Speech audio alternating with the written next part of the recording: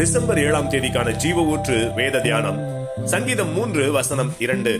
தேவனிடத்தில் அவனுக்கு ரட்சிப்பில்லை என்று என் ஆத்துமாவை குறித்து சொல்லுகிறவர்கள் அநேகராயிருக்கிறார்கள் என்பதே.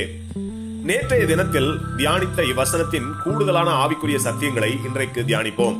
நம்மை சூழ்ந்திருக்கிற ஆவிக்குரிய சத்துருக்களின் போராட்டத்தில் அவைகளின் கைகள் நமக்கு எதிராக ஓங்குகிற போது, உன் தேவன் உன்னை கைவிட்டு விட்டார், முழுமையாக உன்னை எங்கள் கரங்களில் ஒப்புக் கொடுத்து விட்டார், எங்கள் கைகள் உனக்கு எதிராக ஓங்கிய பின்னும் இன்னமும் நீ கர்த்தர் மேல் நம்பிக்கையா இருப்பதற்கு உனக்கு என்ன இருக்கிறது, எங்கள் கைகளில் இருந்து கர்த்தர் உன்னை மீட்க மாட்டார் என்று சில மனிதர்களை கொண்டோ அல்லது ஆவியிலோ பேசுகிற சத்துருக்களின் வார்த்தைகளை போராட்டமான சூழ்நிலைகளில் தேவ பிள்ளைகள் கேட்டிருக்க கூடும். கர்த்தருடையவர்களுக்கு இது ஒன்றும் புதிதல்ல. யூத ராஜா எசேக்கியாவிற்கு எதிராக அசீரிய ராஜா சனகரிப் 2 ராஜாக்கள் 18:30 கர்த்தர் நம்மை நிச்சயமாய் தப்புவிப்பார், இந்த நகரம் அசீரியா ராஜாவின் கையில் ஒப்புக் கொடுக்கப்படுவதில்லை என்று சொல்லி, எசேக்கியா உங்களை கர்த்தரை நம்ப பண்ணுவான், அதற்கு இடம் கொடாதிருங்கள் என்று ராஜா சொல்லுகிறார் என்று கூறுகிறதை கவனியுங்கள். யோபுவிற்கு எதிராகவும் அவருடைய மனைவியின் மூலமாக பேசப்பட்டது.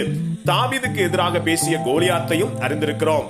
ஆனாலும் இவர்கள் எல்லாருடைய முடிவையும் நாம் அறிந்திருக்கிறோமே. கர்த்தர் அவர்களை வெற்றி சிறக்க பண்ணினாரே, அதே தேவன் இன்றைக்கும் உயிரோடு இருக்கிறார்.